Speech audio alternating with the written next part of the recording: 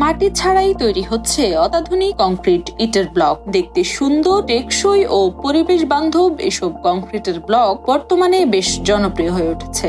আমরা একটু গতানুগতিকের বাইরে গিয়ে কাজ করি, যেমন আমরা এক ধরনের মেশিনারি নিয়ে কাজ করি যেটা হলো ইকো ফ্রেন্ডলি, পরিবেশ বান্ধব, যেটা দিয়ে হলো কংক্রিট ব্লকের ইকো ফ্রেন্ডলি ব্লক ব্রিক্স বানানো হয়, যেটা গতানুগতিক যে ইট ভাটা আছে এই ইট ভাটার পোড়ামাটির ইটের বিকল্প যে পণ্যগুলো কংক্রিট ব্লক, হলো ব্লক, সলিড ব্রিক এটা বানানো হয়, যেটা উন্নত বহির্বিশ্বে অনেক আগে থেকে ব্যবহার করা হয়। মূল্যবান মাটি ও পরিবেশ নষ্ট না করেই জার্মান প্রযুক্তিতে আগুনে না পুড়িয়ে পাথর গুঁড়া ও সিমেন্ট দিয়ে অত্যাধুনিকভাবে তৈরি হচ্ছে এসব ব্লক ইট। নর্মাল ইট ভাটায় আপনারা জানবেন যে আমাদের মাটিটাকে কেটে মাটি বার্ন করে ইট বানায়, যেটা আমাদের জন্য খুবই ক্ষতিকর। মাটি নষ্ট হচ্ছে, বার্নিং এর ফলে কার্বন ডাই অক্সাইড নিঃসরণ হচ্ছে, যেটা বাংলাদেশ গভর্নমেন্ট সহ পৃথিবী জুড়ে সবাই বলছে এটা বন্ধ করতে হবে। এইটার বিকল্প হিসেবে আমরা কংক্রিট ব্লকের ফ্যাক্টরিতে নদী শাসনের পরে যে বালুটা তৈরি হয় এই বালু ব্যবহার করি। আপনি কয়লার খনিতে যে ডাস্ট তৈরি হয়, ডাস্টটা কিন্তু ফেলে দেওয়ার জায়গা থাকে না, এই ডাস্ট ব্যবহার করতে হয়। স্টোন ক্রাশিং এর পরে যে ডাস্ট, এইগুলোকে বালু, পাথর বা নুড়ি পাথর, ডাস্টকে পানি এবং সিমেন্ট মিক্সিং করে এটা কংক্রিটের হাইড্রোলিক প্রেসের মাধ্যমে কংক্রিট প্রোডাক্ট তৈরি করা হয়।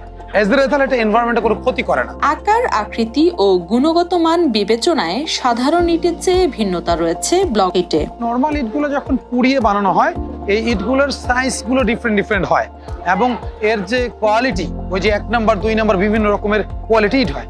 ওয়ারেস যখন আমরা কংক্রিটের প্রোডাক্ট বানাচ্ছি এবং এগুলো জার্মান টেকনোলজির মেশিন দিয়ে বানাচ্ছি, হাইড্রোলিক নিউমেটিক প্রেসের মাধ্যমে বানাচ্ছি, মিক্সিং এর মাধ্যমে, সো এই কন্ট্রোলটা আমরা নিজেরা করতে পারি। অ্যাজ এ রেজাল্ট নর্মাল ব্রিকে দেখা যায় 1200 থেকে 1300 PSI ক্যারি করে, আমাদের এই সলিড ইটগুলো 2000 থেকে 2500 PSI। ওয়ারে যদি ইউনিব্লক বানায় সেটা 5000 থেকে 5500 PSI ক্যারি করে, হলো ব্লক হলে 3000 থেকে 3500 PSI ক্যারি করে। অলওয়েজ ওই নর্মাল ব্রিকের থেকে এগুলো better in terms of size, outside finishing, quality, সব সাইড থেকে বেটার। এসব ব্লক ইট ব্যবহারের ফলে নিয়ন্ত্রণে থাকবে রুমের তাপমাত্রাও। হলো ব্লকের একটা গুণাগুণ হলো হলো ব্লক দিয়ে বাড়ি বা বাউন্ডারি ওয়াল বা এটা করবার জন্য করলে বাইরের টেম্পারেচার ভিতরে আসে না, ভিতরেরটা বাইরে যায় না। অ্যাজ এ রেজাল্ট এনভায়রনমেন্টটা মোর কুল থাকে। নষ্ট হলেও রিইউজ করা যাবে ইকো ফ্রেন্ডলি এসব ইট। আমাদের এই কংক্রিটের প্রোডাক্ট যদি কোনো কারণে ওয়েস্টেজ হয়, আপনি এটাকে রিইউজ করতে পারেন, এটাকে ক্রাশিং করে বালু বানিয়ে আবার নতুন ব্যবহার করতে পারবেন, অথবা আপনি কোথাও ফেলে দিলে এটা মাটির সাথে মিশে যাবে, অর্থাৎ এটা মাটি বা পরিবেশের কোনো ক্ষতি করে না। 1 একর জায়গার ভিতরে যদি আপনি একটা মিডিয়াম বা স্মল প্রজেক্ট করেন, স্মল প্রজেক্ট করলে মাত্র 50 লাখ টাকা দিয়ে শুরু করতে পারেন। আর যদি একটু মিডিয়াম করেন তাহলে 1 কোটি 1.5 কোটি টাকা দিয়ে শুরু করা যায়। এই ধরনের স্মল মিডিয়াম প্রজেক্টে 8 থেকে 10 জন শ্রমিক লাগে, তবে ডেডিকেটেড 2 জন এমপ্লয়ি লাগে যারা নাকি মেশিন পরিচালনা করবে, বাকি শ্রমিকগুলো হবে আপনার ডে টু ডে। আপনার ফ্যাক্টরিতে কাজ থাকলে তারা কাজ করবে এইভাবে। সরকারি প্রতিষ্ঠানের পাশাপাশি খরচ কমাতে বর্তমানে বেসরকারিভাবেও ব্যবহার শুরু হয়েছে এসব ইকো ফ্রেন্ডলি ব্লক ইটের। এটা এস্টাবলিশ করার চেষ্টা করছে এবং ইট ভাটাগুলোকে বন্ধ করার চেষ্টা করছে।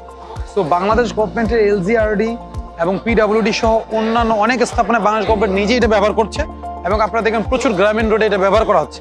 পাশাপাশি প্রাইভেট বিল্ডার্স কোম্পানিগুলো তাদের কস্টিং কমানোর জন্য, বিল্ডিং এর মান কমানোর জন্য এই ধরনের হলো ব্লক এবং কংক্রিট ইট ব্যবহার করছে, এবং আমরা যারা প্রাইভেটে ইন্ডাস্ট্রি করছি, বাড়ি করছি, তারাও করছি। তবে বিষয় হলো যে এলাকায় একটা ফ্যাক্টরি হয়েছে, ওই এলাকার লোক যারা সচেতন হয়েছে, জিনিসটা দেখেছে, একজন বাড়ি করলে পরে আরেকজন আসছে, বিকজ অফ বেনিফিটস দেখছে।